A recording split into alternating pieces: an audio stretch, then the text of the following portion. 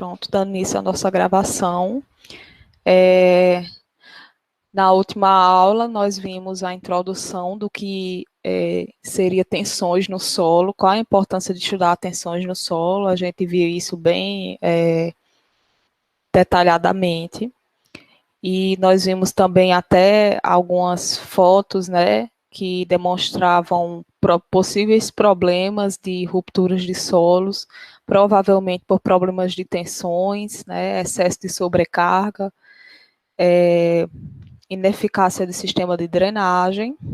E aí vocês entenderam bem, a partir da aula passada, qual a importância de determinar e estudar e considerar bem essas tensões no solo, né? E aí, na aula passada, a gente sempre ficava falando de tensão do grão, tensão de contato dos grãos entre si, né? E a tensão que a água, ela imprime sobre esse sistema de partículas. Então, essa aula de hoje, a gente vai se debruçar mais sobre esses dois conceitos, que são pressão neutra e tensão efetiva. Onde pressão neutra, como o próprio nome já diz, representa a tensão que a água ela está exercendo no solo, e tensão efetiva é a tensão que os grãos, né, estão exercendo uns sobre os outros, que é o que a gente chama de tensão de contato. Então, nós vamos conceituar aqui o que seria pressão neutra. Como vocês sabem, a água ela vai exercer uma tensão que a gente chama de hidrostática, que é justamente uma tensão que é para todos os lados, uma pressão em todas as direções. Então, o que é que acontece? Quando o meu solo ele está na presença de água e todos os vazios estão preenchidos por água, esse solo ele não vai apresentar deformação. Então, por isso que vem a denominação dessa tensão como pressão neutra. Neutra, esse nome vem no sentido de descrever que não existe deformação no solo que seja causado pela água. Estou falando de deformação, tá? Mas aí a gente vai ver que alguns parâmetros vão mudar devido a essa relação, devido a essa presença de água, mas deformações não vão ocorrer, por isso que é chamado pressão neutra. Já a tensão efetiva é a tensão grão a grão, que ela vai meditar a resistência do solo, que é aquela tensão que a gente comentou na aula passada, que esse sistema aqui de partículas, as partículas estão ligadas por pontos de área superficial minúsculos, mas aí a gente considera, como fisicamente a gente não tem como determinar essa área de contato exatamente como é, então a gente simplifica para o modelo, tá? E aí a gente tem essa descrição, que nos solos as deformações elas vão corresponder a variações de formas ou de volume do conjunto resultantes do deslocamento relativo das partículas. Então, aqui é o TESAG, que é o pai da geotecnia, vocês vão ouvir muito o nome dele ao longo de toda a disciplina, ao longo do curso de Engenharia Civil, TESAG, né? Ele constatou que a tensão normal total num plano qualquer deve ser considerada como a soma de duas parcelas. Então, a tensão total, ela é... Deixa eu botar aqui. A tensão total, ela é tensão efetiva, que é a tensão grão a grão, mais a pressão neutra, que é a tensão que a água exerce. Então, nós temos duas tensões. A tensão que as partículas exercem sobre as outras, e aqui a tensão que a água exerce nas partículas de solo. Ok? Todo mundo está entendendo isso, né? Professora, mas e aí quando o solo não está totalmente saturado? O que é que vai acontecer quando tiver ar também no meu sistema? Aí a gente vai ver hoje que a capilaridade vai estar presente nesse processo, fazendo com que haja uma pressão negativa e haja uma interface que separa o fluido ar do fluido água, gerando o menisco capilar, tá? Mas a gente não se adentra muito nisso, porque esse estudo é um pouco mais complexo, e geralmente esse estudo ele é feito em estudos de pós-graduação, que é a condição do solo quando ele está não saturado. Todos os mecanismos de deformação do solo que a gente vai ver nessa disciplina é quando o solo, considerando que o solo está saturado. O que é que significa dizer?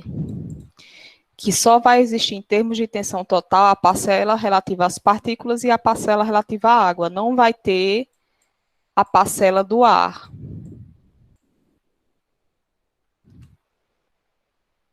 Isso é o que? Simplificado. A gente começa a ver primeiro fácil e lá na pós-graduação é que os estudos são feitos considerando que também existe a parcela do ar, tá? Que é um estudo um pouco mais rebuscado e é bem mais recente. Já não foi Tesago que idealizou, porque Tesago ele idealizou toda a geotecnia, toda a mecânica dos solos, considerando que o solo esteja saturado. Então, nós não vamos nos preocupar com isso a nível de graduação.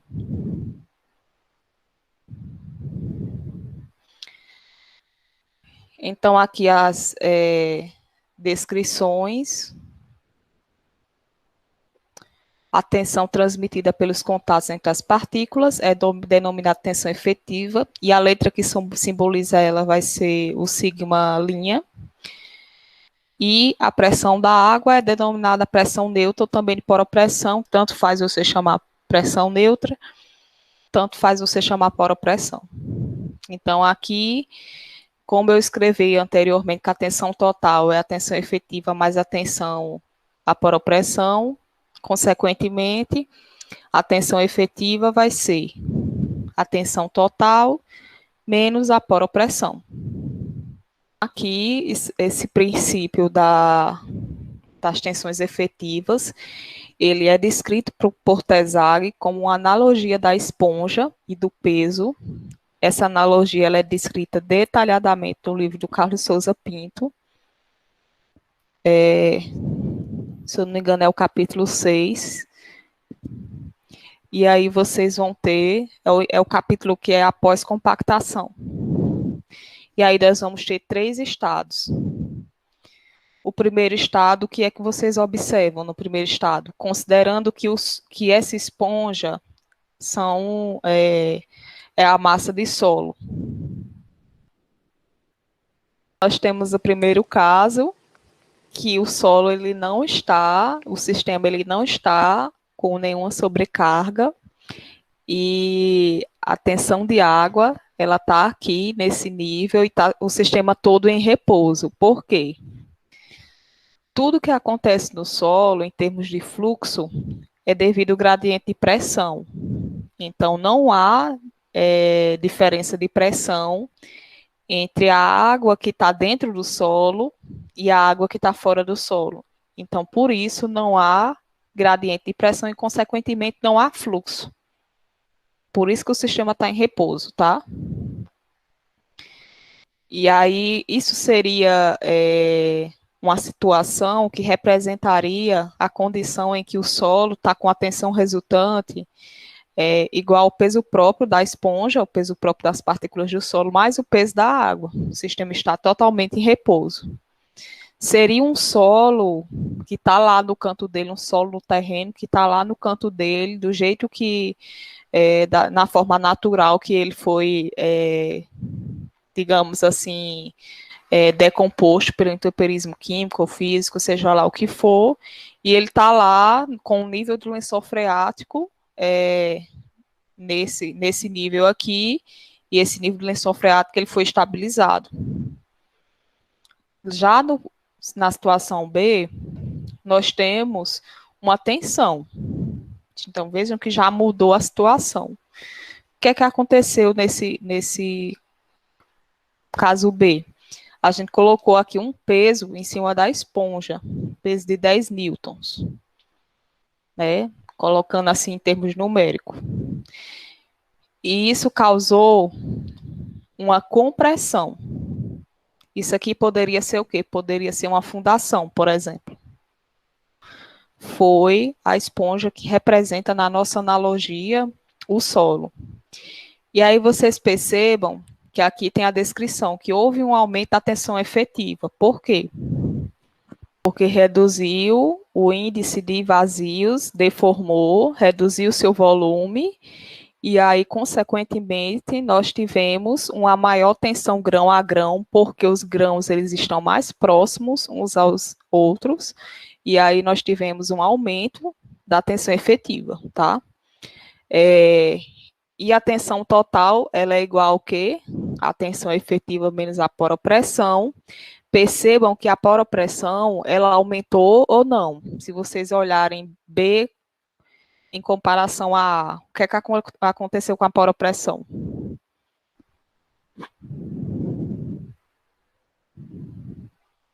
Pressão de água é gama vezes H. Se o H não aumentou, não aumentou a poropressão.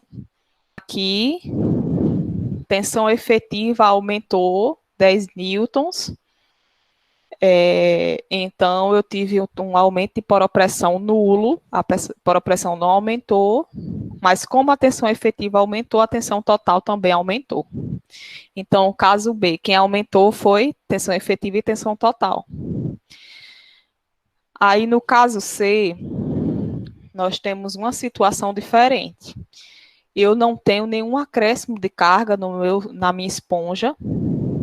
E no caso C, uma elevação do nível de água, certo? E aí eu não tenho nenhuma carga sobre a esponja. Então, quem aumentou aqui, dessa vez, foi a poropressão.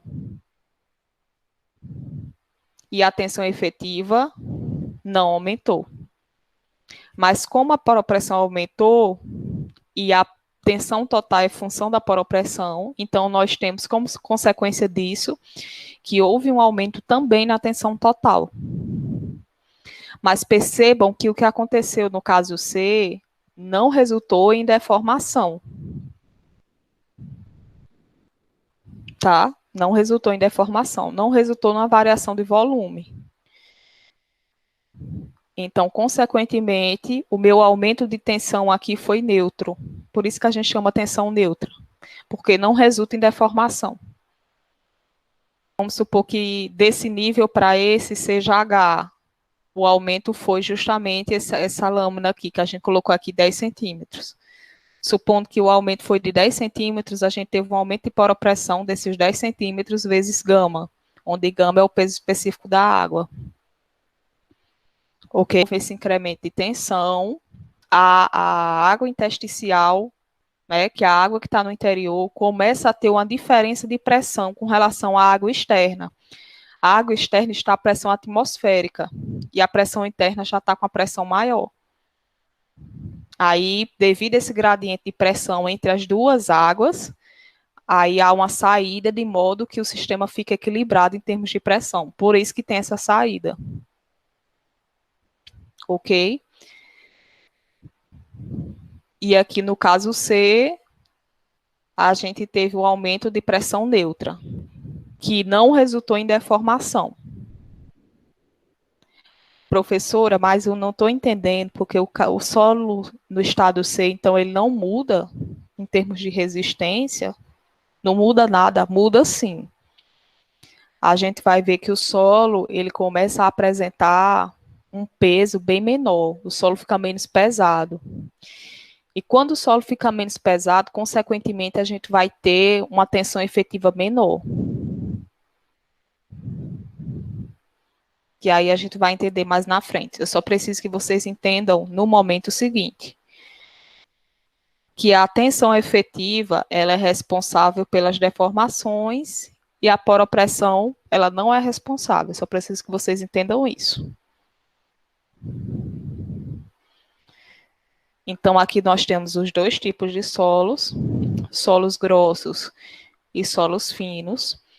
Então, os solos grossos, as forças grão a grão se transmitem pelo contato direto das partículas, que é o que a gente já havia conversado anteriormente, que não existe aquela água adesiva ao longo da partícula, e, consequentemente, essas forças são, de fato, grão a grão.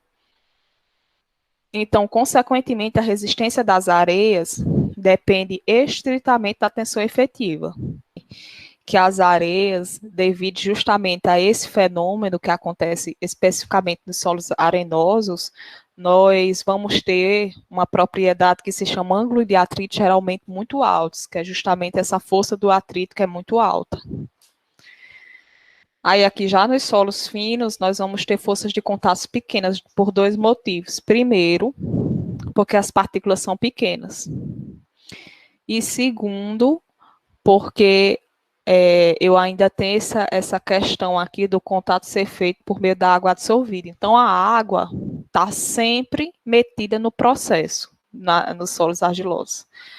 Como a água está sempre presente, isso causa o quê? Uma dependência da resistência das argilas com relação à água. Então, água e argila são como, sabe, inseparáveis, sabe? Tipo você e seu best friend, não se separam.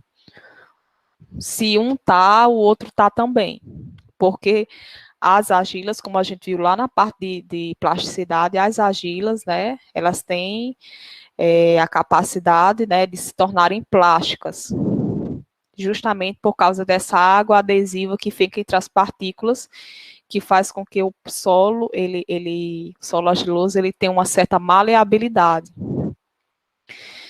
E a resistência das argilas é afetada também pela presença de água nos vazios. Então, aqui nós temos as duas formas de tensões que se apresentam nos solos.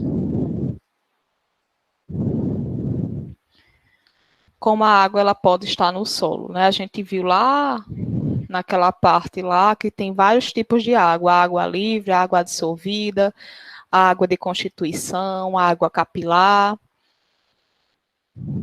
E aqui, como nós sabemos que o solo mais os poros, onde os poros podem estar presentes a água e o ar, certo? Então, os processos que explicam a retenção da água no solo não saturado vai ser a capilaridade e a adsorção. Aí nós temos aqui a água dissolvida, que isso aqui a gente já conversou sobre isso, e a água capilar. Qual é a diferença que vocês notam entre a água dissolvida e a água capilar? Devido ao quê? A ligações, o quê? Eletrostáticas, né? Que aí nós vamos ter, enfim, ponta de Van der Waals, enfim, várias ligações que vão fazer com que haja essa ligação entre a água e a superfície da partícula. Aí a água capilar, ela já fica de uma forma diferente. Ela não está aí por causa de ligações eletrostáticas. Ela está aí por outro motivo. Qual é o motivo? Então, a água capilar é o contrário. Ela é marcada por não obedecer à gravidade, porque ela sobe. A água que obedece à gravidade é a água livre. A água livre, ela fica fora disso aqui, ela fica exatamente entre os vazios.